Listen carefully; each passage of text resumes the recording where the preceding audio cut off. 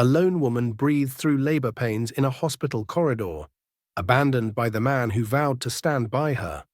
In the aftermath of his betrayal, whispers swirl about what really lies behind her silence and the choices that led them there. There's more to her story than anyone could guess, a past that holds a secret capable of turning his life upside down. As loyalty fractures and hidden agendas collide, the real question becomes, when the truth surfaces, who will find redemption and who will face judgment?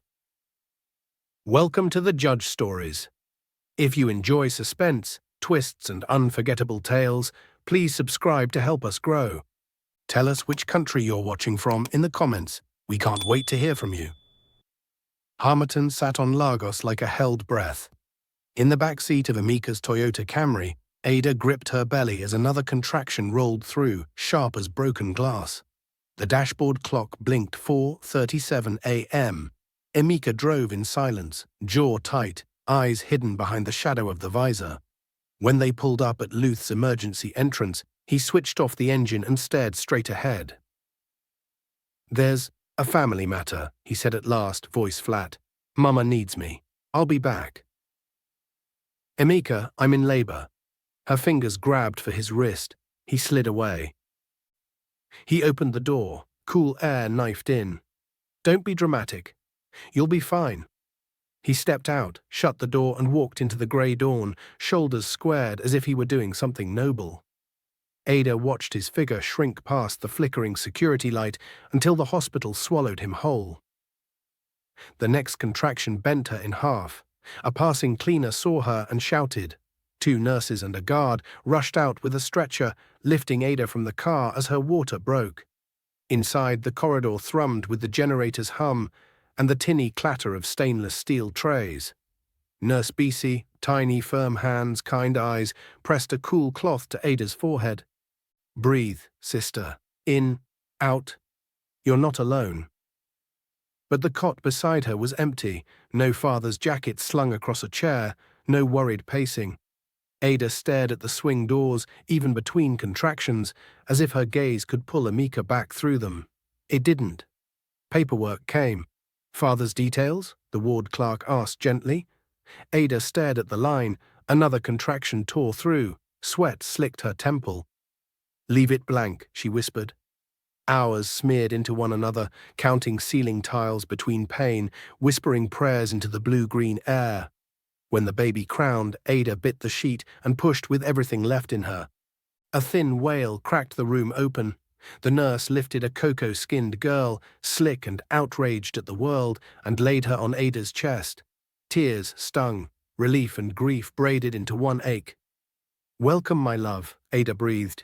"Chica." Outside, dawn finally cut clean light through the dust. Inside, Ada kissed her daughter's damp curls and looked once more at the door. Emeka did not come. The Harmattan air moved on without him. The maternity ward smelled of bleach and warm milk. The generator throbbed steadily as Chica rooted and latched, small mouth determined, tiny fingers kneading Ada's faded wrapper. Nurse Bisi changed the linen and hummed a hymn. Another nurse brought a clipboard. "Madam, we still need father's signature for birth records."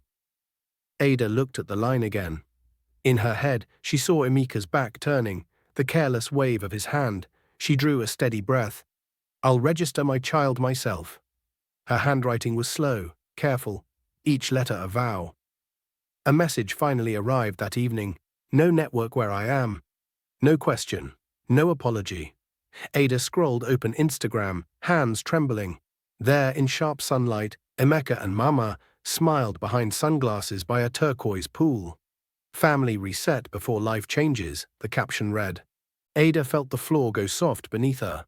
She laid the phone face down on the metal bedside table and pulled Chica closer. When the ward quieted, Nurse Bisi sat for a moment on the edge of the bed. "You are strong, Ada. Strength is not noise." She adjusted the baby's swaddle. "Eat, sleep when she sleeps." Practical mercy. When the time came to settle the hospital bill, Ada braced for a sum that would swallow her savings. Instead, the cashier quietly told her that part of it had already been covered by an anonymous benefactor. On discharge day, Ada tied her wrapper tighter, and gathered the small hospital bag Amanda had brought. 2 baby onesies, a pack of diapers, a tube of shea butter. She hesitated by the nursery window, watching other fathers jostle for a first look.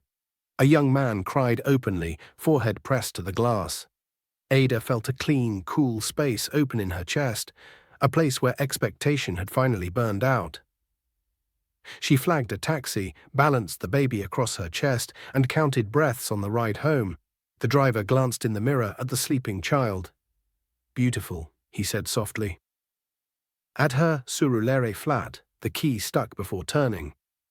Inside, cracked walls, a humming fridge full of emptiness, the thin blue curtains stirring as the neighbor's generator coughed awake. She laid Chica in the cot she'd scrubbed the month before and pulled out a small notebook, its cover creased and worn. Date, time, he left at the door. No network. She wrote until her eyes blurred, not to punish herself, but so the truth could not be argued with later. When Chica stirred Ikike, Ada laid down, pressing her ear to the tiny rise and fall of her daughter's chest. The days gathered edges. Boil water, wash tiny clothes in a blue basin, count change for gari and tinned milk. Ada learned to hold Chica with one arm and stir pap with the other. When the baby slept, she scribbled in her notebook. Short lines, dated and stamped. Cramp in back. Chica smiled in her sleep. Emika called. No. The page became a quiet defense. Her landlord, usually strict, uncharacteristically extended her rent deadline by a month, saying someone had called on her behalf. Ada noted that in her notebook, even though she had no idea who was watching out for her. On the 4th evening, a hard knock rattled the iron gate. "Ada!" Emeka's voice, impatient. She tightened Chica's wrap, nudged the cot with her foot so it rocked gently, and opened the door with the chain still on. He stood in a crisp polo and new sneakers, sunglasses hooked into his collar despite dusk. "You didn't put my name," he said, no greeting. "On the record, that's wicked, Ada." "You weren't there," she answered. Simple truth. He flinched as if truth stung. He pushed at the gate, the chain held. "Stop punishing me. Family emergencies happen. I missed one moment." One moment? Ada's hand found the chain without thinking. It was her first breath. He looked past her at the cot, at the shadow of his daughter's small body. For a heartbeat, something complicated crossed his face. Then his phone buzzed, and the spell broke. "Put my name. It's my right."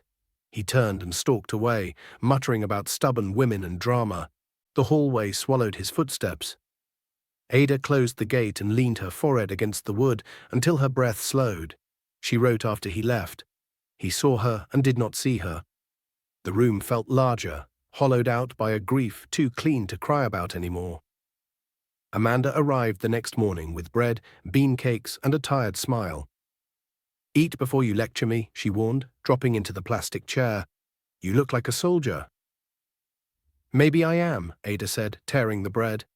They ate in companionable silence until Chica cried. At dusk, when Chica finally slept, Ada stood by the window and watched the hibiscus nod in the compound. The city pulsed, Danfoss coughing, radios talking back to talk shows. Somewhere a life without her had unspooled around a resort pool. In here, a quieter life began to knit itself back together, stitch by stubborn stitch. Amanda returned with a carrier full of groceries and news. "I know a lawyer," she said, lowering her voice as if the cracked walls might gossip. "Not the loud type, the steady type, Barrister Tolu." Ada smoothed Chica's curls. "For what? I don't want drama." "For clarity," Amanda said. "Names on paper, custody, boundaries." Her eyes softened. Protection. They met at a small cafe off Adeniran Ogunsanya, all soft light and low music. Ada wore a clean blue dress and tied her natural hair into a low bun. Chica slept in a sling against her chest, warm as bread. Barrister Tolu arrived on time, charcoal suit, round glasses, a presence like a closed door in a storm. He didn't crowd them. He waited until the waitress left before speaking. "Mrs. Ada," he said, "not madam and not dear. Amanda told me little. You can tell me more or nothing. My role is to listen and advise." Words came easier than Ada expected. She kept them simple, like the notes in her book: the parking lot, the ward, the message, the door. Tolu wrote nothing, only folded his hands and let the space hold her sentences without judgment. "Do you want him back?" he asked gently when she finished. Ada looked at the sleeping curve of Chika's cheek. "I want peace." "Then we begin with paper," Tolu said. "Birth registration secured in your name, a letter establishing your rights and expectations, and if needed, a restraining boundary, particularly regarding his mother." He paused, something unreadable passing behind his eyes. "These steps are not war, they are walls. Walls keep gardens safe." He paid for their tea and escorted them to the curb. As he reached for a cab, a gust lifted the baby's blanket. "Beautiful child," he murmured, more to Chika than to them, and lowered the cloth with long-practiced care. Back home, Ada found a quiet steadiness in the practical tasks Tolu had given. Documents, fees, copies. The work itself was a kind of oxygen. That evening, as she filed signed forms into a folder and slid it beneath the bed, she felt something unclench. Choices had been made, a path, however narrow, had been marked. In the mirror, her face looked the same, but the eyes had shifted. A fraction, a degree. Not harder, truer. She kissed Chika's forehead and whispered, "We build." Sleep was thin that night, the hum of the neighbor's gen set stitched into Ada's thoughts until memories rose like heat on tar. She saw herself at 19 in her father's sitting room, polished wood, a clock that chimed the hour, portraits whose eyes followed you across the carpet. She had been all flair and edge, certain that love proved itself by yielding to her will. Her father, Chief Okafor, had stood by the window, hands clasped behind his back. He was not a tall man, but solidity radiated from him like warmth from stone. "Adiza," he said, old endearment catching at the end of her name, "wealth is a river. If you don't learn its current, it will carry you where you do not mean to go." "I'm not a child," she'd snapped. "I can swim." He closed his eyes briefly, as if praying for patience. The next week, in a move that broke the city's gossip machine, he announced that his estate would be transferred to charitable foundations. To outsiders, it looked like philanthropy. To Barrister Tolu, it was camouflage. Pity rippled toward Ada in salons and Sunday pews. Some called it discipline, others called it cruelty. Ada called it betrayal. She stopped taking his calls for a month. On the night pneumonia took him, she arrived late, still angry. He reached for her hand anyway, eyes wet. "Forgive me," he whispered. "Remember what matters. Love cleanly. Stand straight." He did not explain. He did not undo. He died before dawn. Grief hardened into a story Ada wore like a coat, that she had been thrown away, that she had only herself now. Years later, when Emeka found her, charming, attentive, all easy promises, she mistook the gentleness of being chosen for safety. When Mama started circling, picking at her orphan edges, Ada folded herself smaller to fit inside their approval. She did not fit. Now, in the heat of the flat, she touched the notebook and thought of the clock in her father's house, the one that chimed the hour whether anyone listened or not. She felt the old anger shift under her ribs, revealing something tender beneath. The memory of his hand squeezing hers, the way his voice cracked when he called her Adaeze. Chika stirred, a soft complaint. Ada lifted her, breathing in the milk-sweet scent at the crease of her neck. "We will love cleanly," she said into the dark. The neighbor's generator coughed and died. Sudden quiet settled like a benediction. Somewhere, deep and far, a different clock prepared to strike. Barrister Tolu called 2 days later. "There's an errand," he said. "Bring your folder, and the child if you like." His voice carried a gravity that steadied her, even as it made her palms damp. His office smelled of lemon oil and paper. Wood-paneled shelves held law reports in neat ranks. A brass clock ticked, clean, patient. Tolu ushered them into a conference room and closed the door himself, as if he trusted no one else with the latch. He set down a slim black file, embossed with a name Ada had not spoken aloud since the funeral. Okafor Sons Holdings. He didn't sit. "Your father was not a cruel man," Tolu said, voice low. "He was a frightened one. frightened that wealth would be a net rather than a wing. He opened the file. Inside lay a sealed letter, edges browned, her name written in her father's hand. Ada stared. Her fingers shook as she broke the seal. The handwriting tilted to the right, familiar as a heartbeat. Adize, if you are reading this, Tolu has judged the time right. I gave the world a story so it would stop asking questions. I let them think I had donated everything to charity. That lie protected you until now. I gave you distance so you could grow without a crowd around your plate. Everything I stewarded has been kept for you, not because you deserve it, but because you must decide what to do with it.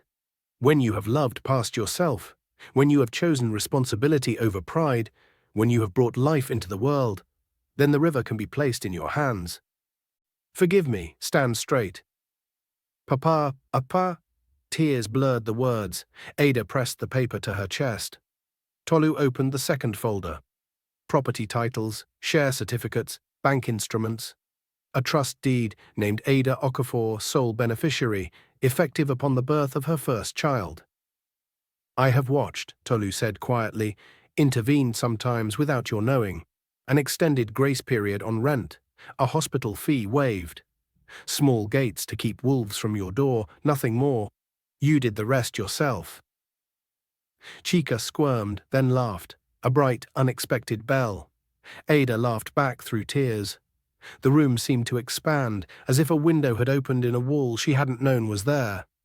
What do I do now? She asked. We go slowly, Tolu said. Transfer of control, security, a move to a safer home, and we decide what kind of river this will be in your hands. Ada folded the letter, slid it back into its envelope, and placed it over her heart. A river that waters gardens, she said. Weeks later, the estate gates rolled back on quiet tracks. Bougainvillea climbed the walls in red ladders. The drive shone like a held breath. Ada stepped from the car in a soft Ankara gown, the color of wet earth, hair in a neat bun, Chika asleep against her chest in an embroidered blanket Amanda had chosen. The house staff stood in a modest line. No fanfare, just attentive faces. Tolu introduced them by name and left Ada to walk her own floors. In the nursery, morning light broke into ribbons on the wall. Ada set down the baby and touched the carved crib. Old wood, polished by other palms. She imagined her father's younger hands choosing it and felt the river again, not as flood but as water in a clay cup. The days took on new measures. Meetings with quiet men who spoke in numbers and options. A wardrobe fitted to a woman who must cross thresholds with dignity. Legal documents that placed signatures like stones in a path. Ada listened more than she spoke. When she did speak, she learned to choose verbs carefully. On a Tuesday, she sat at the head of a modest boardroom table and read the mission statement of a foundation she had named Chika's Hands, to provide legal aid, counseling, and emergency stipends for women abandoned during pregnancy or after birth. Tolu watched her from the end of the table, expression unreadable, approval measured like a banker's ledger. When she finished, he nodded once. Watering gardens, he said. Press mention came later and quietly. Heiress returns to Helm Father's holdings with a single photograph. Ada in a cream blazer, no flashy jewelry, Chika's small hand gripping her index finger at the edge of the frame. Mama Emika's circle gossiped harder that week. Ada didn't hear it, and if she had, she would not have answered. At dusk one evening, she walked the lawn barefoot, hem lifted. Amanda joined her, a grin tugging at her mouth. You look like yourself, Amanda said. I feel correctly sized, Ada replied, surprised at her own words. She thought of the Surulere flat, the thin curtain, the iron gate. She did not despise those rooms. They were honest, and they had taught her to stand straight. Inside, Chika woke in a world that smelled of lavender and polished wood. Ada lifted her and whispered, Your name is on the foundation board, you know. Chika yawned as if such matters were obvious. Ada laughed. Power, it turned out, sounded like a child learning to breathe beside you. Months later, news travels faster than shame. Emeka heard in a barber's chair. Someone's phone thrust under his nose, the headline ablaid. He arrived at the estate gate 2 days later, shirt untucked, eyes rimmed red. Mama came an hour after, swaddled in yellow lace and heavy perfume, chin high as a challenge. Ada received them in a sitting room, washed with late afternoon light. She wore a fitted teal gown, hair sleek, jewelry modest, a small gold stud, a slim watch. Tolu stood at a distance, hands behind his back, a quiet sentinel. Emeka dropped to his knees before the sofa, the gesture too sudden, rehearsed in the car. Ada, I made mistakes. I was confused. Mama, don't use my name to cover your sins, Mama snapped, then turned to Ada with a smile that never reached her eyes. Daughter. I am not your daughter, Ada said, not unkindly. Mama's smile hardened. You trapped my son. You came with nothing, no family, no name, no value, and burdened him with your orphan troubles. Now you wear lace and think you are somebody. Tolu's jaw flexed once, then stilled. Emeka tried again, reaching for soft places. We can fix it. For the child. A family should stay together. Ada lifted a small stack of photographs from the table and placed them between them like cards in a quiet game. The hospital door, the empty chair. Chika, slick with first light, cradled only by Ada's arms. The timestamp burned in the corner of each. Emeka's eyes flinched from the evidence, then dropped. I don't hate you, Ada said. Hate is a chain. I set my hands free the day you walked away. She glanced at Mama. Your son is a man. You weaponized his weakness because it served your pride. I am a mother. I will not hand my child to people who treat love like a bargain. Mama's mouth thinned to a blade. This is not over. It is, Tolu said mildly, stepping forward for the first time. On paper and in spirit. Any contact will be through counsel. Security has your names. Emeka's shoulders sagged. He looked at Chika, asleep in the next room, and something broke in his face that could have been tenderness if it had not come so late. He bowed his head. I am sorry, he whispered, at last to the right person. Ada nodded once, accepting the sentence without the plea. They left with the sun. The bougainvillea at the gate trembled and then grew still. The city does not linger over anyone's humiliation. It notes it, tucks it into a corner, and keeps moving. Emeka learned this in whispers that followed him down office corridors and in meetings where colleagues' eyes rested too long on his hands, as if they might find in his fingers the answer to a riddle. HR called him in for a restructuring conversation. He emerged with a smaller title and a salary cut dressed up as opportunity. At night, he lay on the couch at his mother's place, TV light flickering on a ceiling he had stared at as a boy. Mama moved about the flat in rustling lace, even when it was only the two of them, an armor she refused to remove. She bewitched you, she muttered, adjusting bangles that now pinched. An orphan with nothing, I told you. Emeka covered his eyes with his forearm. She had everything, he said into the crook of his elbow. What? Mama snapped. She had everything, he repeated, voice raw. Before me. After me. He laughed once, a sound that wasn't laughter. And I had nothing when it mattered. Mama clucked her tongue and turned the volume up. The choir on the TV swelled. Across town, Ada stood before a small crowd in a community center, painted the color of ripe mango. The first legal aid clinic of Chika's hands opened without ribbon-cutting speeches, just chairs and a row of clipboards. A shy woman in a headscarf approached the table, eyes darting. My husband left in the 7th month, she whispered. I understand, Ada said. She did not say I know. Understanding was softer and truer. She introduced the woman to a counselor, then sat with 2 others to fill out forms. Later in her office, she reviewed reports and signed transfers. She wore a soft Ankara blouse, hair in a crown braid. Tolu briefed her on the custody hearing, assuring her that courts favor stability. In the evening, Ada visited the old flat one last time with Amanda to collect a small box of books and the battered blue basin. The hibiscus in the corner of the compound had survived the dry season, red as a decision. Ada ran a finger over one bloom and smiled. Some things refuse to die, she said. Amanda squeezed her hand. Only the true ones. Back in the estate nursery, Ada tucked Chika beneath a cotton blanket embroidered with tiny stars. Outside, the city put its noise away, one neighborhood at a time. Inside, a mother kissed her child's forehead and turned off the light. Courtrooms flattened drama into procedure. The magistrate read the petitions without performing. The evidence sat neat in labeled files, timelines, messages, photographs, receipts. Tolu spoke with the clean economy of a man who understood how to make a point land without force. Emeka sat 2 rows back, hands clenched. Mama wore gold like protest. Custody granted to the mother, the magistrate said, and the court stenographer's keys clicked the decision into permanence. Visitation to be determined at the child's discretion when older. Papers were stamped, the river moved on. Outside, the Lagos sun fell like blessing on the court steps. Ada exhaled a breath she did not know she had been holding for years. Tolu offered a small, rare smile.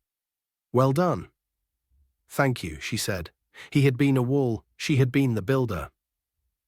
That evening, in a gown the color of early morning, Ada stood on the balcony of her home, with Chika asleep on her shoulder. The city's lights glittered, each window a square of story. Arguments, laughter, small mercies. Ada thought of Surulere's thin curtains and of this view, of a car door closing in white hospital light, and of a different door opening in a wood-paneled room, of a father's letter, a friend's insistence, a lawyer's patience. Amanda arrived with suya wrapped in brown paper. They ate, leaning against the railing, tearing pieces with greasy fingers, laughing softly so as not to wake the baby. "What now?" Amanda asked. "We keep the promise," Ada said. "Gardens, walls, rivers." Mama Emeka, miles away, arranged bracelets on her wrist and told anyone who would listen that Ada had bewitched the world. The bracelets pinched. The world did not look up. Emeka scrolled through old photos on his phone. Beach trips, birthdays, a blurry shot of Ada laughing before he learned how to make her smaller. He stopped at the hospital photograph Ada had laid on the table, zoomed in on the wet curl at his daughter's temple, and put the phone face down. On the balcony, the harmattan had long lifted. Ada breathed in the warm night and whispered into Chika's curls, "We are enough. We will never beg love again." The words did not echo, they settled. Somewhere a clock chimed the hour. Ada smiled. Rivers were for moving, gardens for tending, walls for keeping the quiet safe. She turned and went inside, carrying her child towards sleep and the steady work of morning.